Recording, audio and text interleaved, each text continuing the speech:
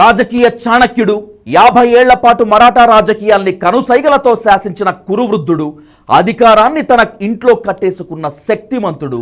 కానీ political marathon చివరి మెట్టుపై బోల్తా పడి రాజకీయ నిరుద్యోగిగా మిగిలిపోయాడు. ఆయనే శరద్ పవార్.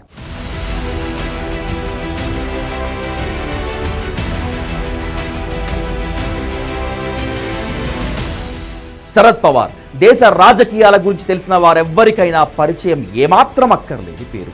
ఒకప్పుడు పవర్కు కేర్ ఆఫ్ పవర్, నేడు పవర్లెస్ పవార్. రాష్ట్ర మంత్రి, 4 సార్లు ముఖ్యమంత్రి, 2 సార్లు కేంద్ర మంత్రి, బీసీసీఐ అధ్యక్షుడు, అంతర్జాతీయ క్రికెట్ సంఘం అధ్యక్షుడు. అబ్బో, ఒకటా రెండా, ఎన్నో పదవులు అధిష్ఠించాడు. సంకీర్ణ శకంలో రాజకీయ చక్రం తిప్పాడు. ప్రధాని కావాలని కలలు కన్నాడు. ఆ తర్వాత రాష్ట్రపతి రేసులోనూ నిలిచాడు. కానీ తాజా ఓటమితో రాజకీయ అంపశయ్యపై నిష్క్రమణ కోసం ఎదురు చూస్తున్నాడు ఈ మరాఠా రాజకీయ యోధుడు. 54 ఏళ్ల పవార్ చివరి రోజుల్లో రాజకీయ నిరుద్యోగిగా మిగిలాడు. పవార్ పుట్టింది ఓ మధ్య తరగతి రైతు కుటుంబంలో. విద్యార్థి రాజకీయాల్లో కీలక పాత్ర పోషించాడు.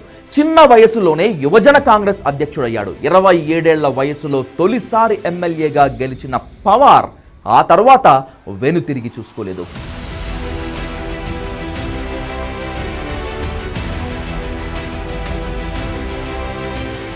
మోదీ రాజకీయాల్లోకి వచ్చేటప్పటికే పవార్ పవర్ఫుల్ లీడర్, రాజకీయాన్ని నరానా జీర్ణించుకున్న పొలిటీషియన్, బలమైన ఉద్యమాల్ని నడిపినవాడు. అంతేనా, కాంగ్రెస్ లాంటి పార్టీనే చీల్చి సొంత కుంపటి పెట్టుకున్నవాడు. తనను కాదన్న కాంగ్రెసే పెద్ద దిక్కులా ఉండాలని తనను బతిమిలాడేలా చేసుకున్న రాజకీయ మేధావి. ఆయన పేరులోనే పవర్, వార్ రెండు ఉన్నాయి.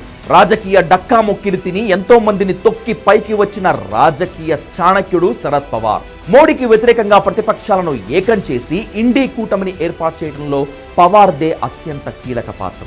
బీజేపీతో కలిసిపోయిన శివసేనను వేరు చేసి తమ వైపు తిప్పుకున్న తెలివితేటలు ఆయన సొంతం. కానీ అంతటి అపార అనుభవం కూడా మోడీ ముందు తల వంచక తప్పలేదు.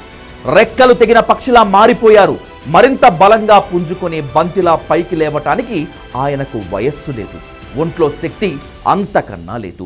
ఇటీవల జరిగిన మహారాష్ట్ర ఎన్నికల్లో అధికార మహాయుతిని ఓడించి మహావికాస్ అఘాడీని అధికారంలోకి తీసుకురావాలని శరద్ పవార్ గట్టిగానే ప్రయత్నించారు. పక్షవాతం కారణంగా మాట సరిగా రాకపోయినా, ఒంట్లో సత్తువ లేకపోయినా పోరాటాన్ని మాత్రం వదల్లేదు.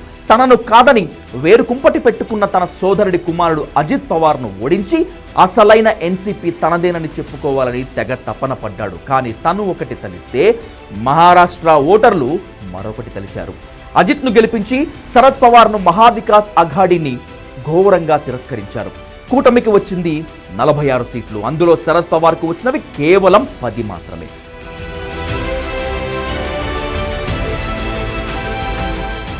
గత లోక్సభ ఎన్నికల్లో ప్రజలు తన పక్షాన నిలవడంతో ఈసారి తనదే గెలుపని భావించిన శరద్ పవార్కు మహారాష్ట్రీయులు గట్టి షాకే ఇచ్చారు. 57 ఏళ్ల రాజకీయ జీవితంలో శరద్ పవార్ బారామతి నుంచే అసెంబ్లీకి, పార్లమెంట్కు ఎన్నికయ్యారు. అది ఆయన కంచుకోట. కానీ ఇప్పుడు అది కూడా చేజారిపోయింది. శరద్ పవార్ స్వయంకృతాపరాధమే ఆయన్ను ఈ పరిస్థితి తీసుకొచ్చింది. సరైన సమయంలో సరైన నిర్ణయం తీసుకోవడంతోనే ఆయన ఇలా అవమాన భారంతో అస్త్ర సన్యాసం చేయాల్సిన పరిస్థితి వచ్చింది. ఒక దశలో రాజకీయ వారసత్వాన్ని తన సోదరుడి కుమారుడు అజిత్ పవార్కు ఇస్తారని అంతా భావించారు. అప్పటికే పార్టీపై అజిత్ గట్టి పట్టు తెచ్చుకున్నారు.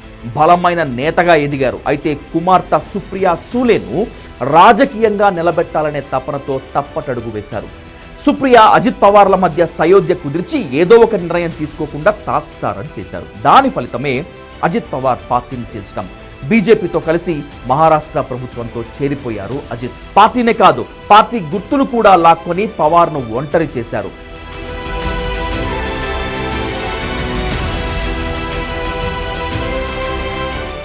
పాతకాలపు రాజకీయాన్ని నమ్ముకొని మళ్లీ సత్తా చాటుతానని భావించిన శరద్కు చివరికి నిరాశే మిగిలింది. లోక్సభ ఎన్నికలతో వచ్చిన ఉత్సాహాన్ని అసెంబ్లీ ఫలితాలు చంపేశాయి. మరో 5 ఏళ్లు రాజకీయం చేయగల సత్తా ఆయనకు లేదు. వయస్సు సహకరించదు. ఇక ఉన్న 10 మంది ఎమ్మెల్యేలు ఎన్నాళ్లు తనతో ఉంటారో తెలియదు. నమ్మి నడిచే బలమైన నాయకులు లేరు. శరద్ పవార్ ప్రస్తుతం రాజ్యసభకు ప్రాతినిధ్యం వహిస్తున్నాడు. వచ్చే ఏడాదితో ఆ గడువు ముగుస్తుంది. ఆ తర్వాత మళ్ళీ రాజ్యసభకు వెళ్లేంత బలమూ లేదు. వచ్చే ఎన్నికల్లో చూసుకోవచ్చు అనుకుంటే అప్పటికి 90 ఏళ్లు వచ్చేస్తాయి. కాబట్టి దీంతో ఆయన రాజకీయ జీవితం ముగిసినట్లే. చింత చచ్చినా పులుపు చావలేదన్నట్లు ఈ ఓటమితో ఇంట్లో కూర్చోను మళ్ళీ సత్తా చూపిస్తా అంటూ బీరాలు పలుకుతున్నారు పవార్. కానీ అది సాధ్యం కాదని ఆయనకు కూడా తెలుసు. ఈ తరం దూకుడు రాజకీయాల ముందు గత తరం ఎత్తులు పనిచేయవని ఇప్పటికైనా గ్రహించాలి. రాజకీయాన్ని వదిలి జీవితపు చివరి మజిలీని ప్రశాంతంగా గడిపితే మంచిదన్నది రాజకీయ విశ్లేషకుల సూచన.